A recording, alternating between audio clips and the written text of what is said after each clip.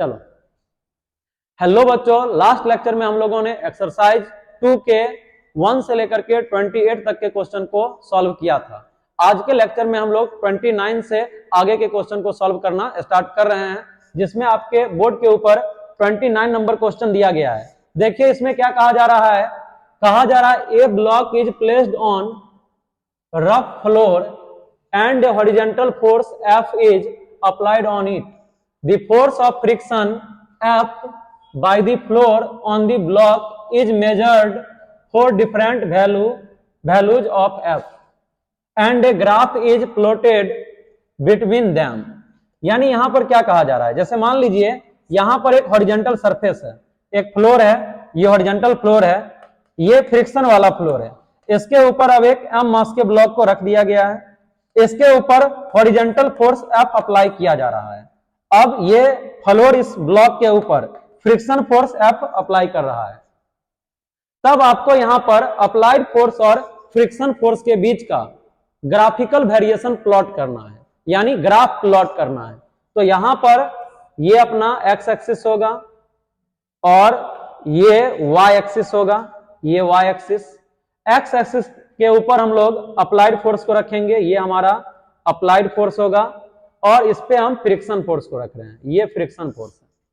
तो बच्चों आपने कोई भी चीज को पुल किया होगा तो ये प्रैक्टिकल एग्जांपल है, हम लोग बहुत सारे केस में ये होते हुए देखते हैं। जैसे यहाँ पर कोई भी ब्लॉक को आप पहले जब पुल करोगे तो आपका अप्लाइड फोर्स बढ़ता है, फ्रिक्शन फोर्स भी बढ़ता है। जैसे जैसे आप अप्लाइड फोर्स के वैल्यू को बढ़ाओगे वैसे वैसे फ्रिक्शन फोर्स का भी वैल्यू बढ़ता है। कई बार आप देखे होइएगा कि कहीं पर गाड़ी वाड़ी फंस जाता है तो 5-10 लोग मिल करके जोर लगा के हैया करते रहते हैं, और जैसे ही गाड़ी चलता है तो कुछ लोग गिर जाते हैं और कुछ लोग गाड़ी के साथ आगे बढ़ जाते हैं। तो वहां पे होता क्या है कि स्टार्टिंग में फ्रिक्शन फोर्स और अप्लाइड फोर्स दोनों अधिक चाहिए होता है। जब लिमिटिंग सिचुएशन होता है, लिमिटिंग सिचुएशन यानी इनिशियली ये होता है कि आप अप्लाइड फोर्स को बढ़ा रहे हैं, फ्रिक्शन फोर्स भी बढ़ रहा है।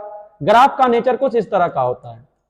जैसे ही आप इस सिचुएशन पर आ गए, ये लिमिटिंग का सिचुएशन होता है। लिमिटिंग कहने का मतलब क्या, यहां पर ऑब्जेक्ट के ऊपर लगने वाला जो फ्रिक्शन फोर्स होता है वो मैक्सिमम होता है।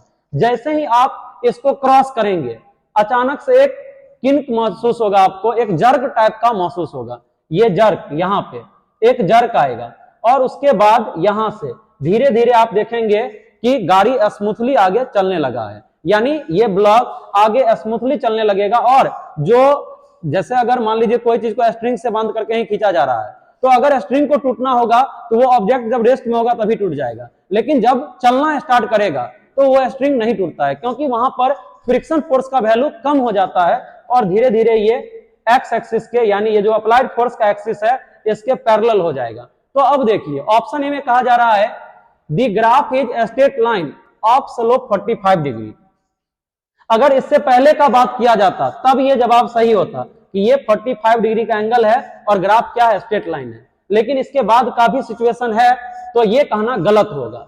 सेकंड में कहा जा रहा है the graph is straight line parallel to the F axis, यानी ग्राफ जो है वो स्ट्रेट लाइन है और एफ एक्सिस के पैरेलल है, तो इस तरह का कुछ है नहीं यहाँ पे। फिर थर्ड में कहा जा रहा है the graph is straight line of slope 45 degree for a small F and a straight line parallel to the f axis of large f, यानी कहा जा रहा है कि जब आप लार्ज फोर्स लगाते हैं तो ये f के पैरेलल हो जाएगा, और जब आप स्मॉल फोर्स लगाते हैं तब ये 45 डिग्री का एंगल फॉर्म करेगा। तो ये कहना सही होगा, यानी इसका ये स्टेटमेंट, ये वाला जो देख रहे हैं आप, ये वाला ये स्टेटमेंट सही है। फिर एक और स्टेटमेंट है नीचे में, there is a small kink on the graph. हाँ, तो ग्राफ में किंक आएगा यहां पर जब आप लिमिटिंग वैल्यू को क्रॉस कीजिएगा, यानी यहां पर इस क्वेश्चन के 2 ऑप्शन सही हैं, सेकंड और थर्ड। अब देखिए तो यहां पर सेकंड नहीं, थर्ड और फोर्थ ऑप्शन सही है। तो देखिए कौन सा option, A, C and D, 3 और 4 के लिए यहां पर सी एंड डी लिखा गया है, तो ऑप्शन ए इसका राइट आंसर हो जाएगा। चलिए अब देखिएगा 30 नंबर क्वेश्चन में कहा जा रहा है mark the correct statement about the friction between 2 bodies, यानी 2 ऑब्जेक्ट के बीच, 2 बॉडी के बीच में लगने वाले फ्रिक्शन फोर्स के लिए आपको करेक्ट ऑप्शन को चूज करना है, स्टेटमेंट को चूज करना है। तो फर्स्ट देखिए कहा जा रहा है static friction is always greater than the kinetic friction. Second में कहा जा रहा है coefficient of static friction is always greater than coefficient of kinetic friction. Third में कहा जा रहा है limiting friction is always greater than kinetic friction. और फोर्थ में कहा जा रहा है limiting friction is never less than static friction. तो बच्चों इसका भी जवाब हम लोग यहां से दे सकते हैं। तो ये देखिए ये वाला जो रीजन है ये स्टैटिक रीजन है, इस ग्राफ का ये रीजन स्टैटिक रीजन है, ये काइनेटिक रीजन है। तो यहां पर देखिए स्टैटिक फ्रिक्शन और काइनेटिक फ्रिक्शन हो सकता है कि सेम हो जाए, लेकिन कभी भी लिमिटिंग फ्रिक्शन और काइनेटिक फ्रिक्शन सेम नहीं होगा।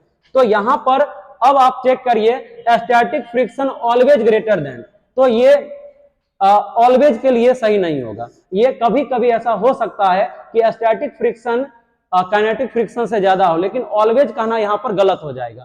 सेकंड में कहा जा रहा है coefficient of static friction is always greater than coefficient of kinetic friction. तो ये कहना सही है क्योंकि म्यूएस जो होता है किसी भी सरफेस का वो ग्रेटर देन होता है म्यू के का। थर्ड में कहा जा रहा है limiting friction is always greater than kinetic friction, ये भी सही है। Limiting friction is never less than static friction, ये भी सही है। तो ये दोनों 3, 4 और 2 ये ऑप्शन सही होंगे, यानी बी, सी और डी, बी, सी और डी। देखिए ऑप्शन ए सही जवाब होगा।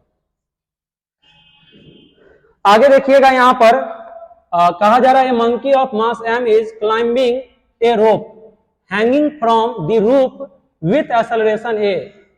The coefficient of static friction between the body of monkey and the rope is mu. Find the direction and value of friction force on the monkey. तो यहां पर देखिए ये मंकी है, मंकी यहाँ पे स्ट्रिंग को होल्ड किए हुए है। अब यहाँ पर इसका एक्सेलरेशन ऊपर के डायरेक्शन में a दिया हुआ है, a rope hanging acceleration a। यहां पर climbing a rope hanging from roof with acceleration a से ये ऊपर मूव करता हुआ जा रहा है। तो यहां पर mg डाउनवर्ड डायरेक्शन में लगेगा, इसके ऊपर जो फ्रिक्शन फोर्स लगेगा ये फ्रिक्शन फोर्स का डायरेक्शन ऊपर के डायरेक्शन में हो जाएगा। और इसको आप लोग लिखेंगे F equal to ma plus mg, यानी यहां से आप कह सकते हैं F equal to m common हो जाएगा a प्लस जी। देखिए upward direction m into a plus g, option A इसका राइट हो जाएगा। आगे देखिएगा 32 में कहा जा रहा है a box A is lying on the horizontal floor of the compartment of train running along horizontal rails from left to right, यानी ट्रेन जो है यहाँ पर लेफ्ट से राइट डायरेक्शन में मूव कर रहा है। और यहाँ पे मान लीजिए ये ट्रेन का कोई बोगी है, इस पर एक ये ब्लॉक को रख दिया गया, ये फ्रिक्शन वाला है जिसका कोफिशिएंट म्यू गिवन है। अब क्या कहा जा रहा है then reaction R by the floor on the box is given based by. तो यहां पे देखिएगा आपको पता होगा रिएक्शन जो होता है वो ये रहा नॉर्मल फोर्स, और ये अगर फ्रिक्शन फोर्स है तो नॉर्मल फोर्स और फ्रिक्शन फोर्स के रिजल्टेंट को हम लोग क्या बोलते हैं, रिएक्शन बोलते हैं।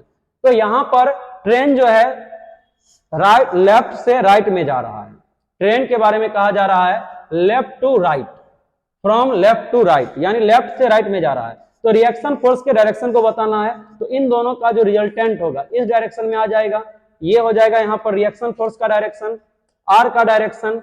तो देखिए कौन सा फिगर इस डायरेक्शन को दिखाएगा, तो देखिए ऑप्शन ए गलत है, बी गलत है, ऑप्शन सी इसका राइट आंसर हो जाएगा, सी।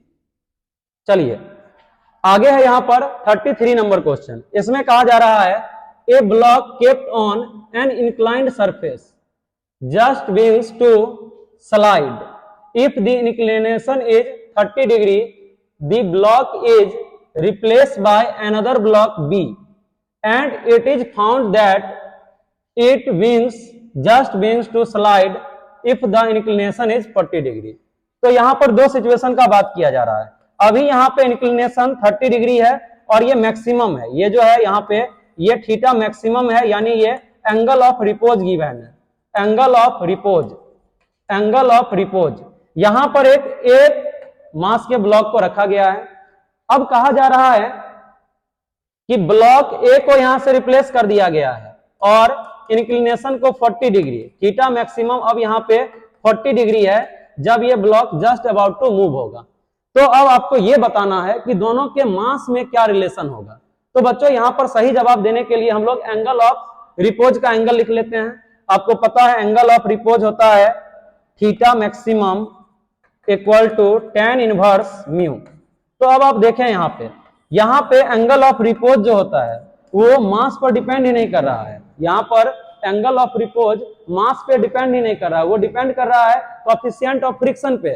तो मास से यहाँ पर कुछ भी डिसाइडेड नहीं होगा, यहाँ पे जो भी डिसाइड करेगा वो म्यू डिसाइड करेगा। तो ऑप्शन मास कुछ भी रहे उससे कोई फर्क नहीं पड़ने वाला है, यानी all the three are possible. तीनों केस हो सकता है कि ए का मास बी से अधिक हो, यह भी हो सकता है कि ए का मास बी से कम हो, यह भी हो सकता है कि दोनों का मास इक्वल हो, क्योंकि एंगल ऑफ रिपोज मास पर डिपेंड नहीं करता है। चलिए आगे है 34 नंबर क्वेश्चन। इसमें कहा जा रहा है a chain is lying on rough table with a friction 1/n of its length hanging down from the edge of the table. If it is just on the point of sliding down from the table, then the coefficient of friction between the table and the chain is। यानी यहां पर एक rough table है। Rough table का मतलब क्या है बच्चों, यहां पे हम लोग फ्रिक्शन को इग्नोर नहीं कर सकते हैं।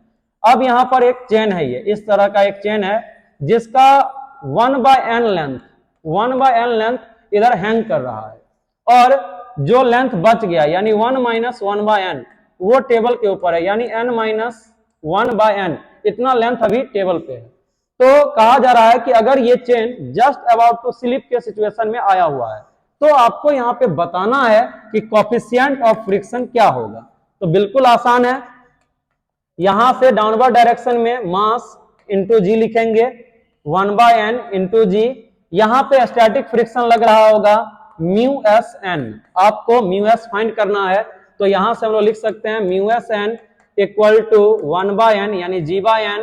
अगले स्टेप में लिखेंगे μs, n का वैल्यू आप पुट कर दीजिए, n इतने पोर्शन पर लगने वाला नॉर्मल फोर्स, ये normal force mass into g होगा, यानी n - 1 into n into g by n into g equal to g/n।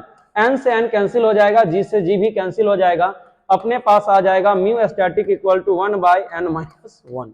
देखिए कौन सा जवाब होगा, सी डी गलत है, सी में प्लस है, हम लोग का माइनस आया है, यानी ऑप्शन बी 34 का ऑप्शन बी हो जाएगा।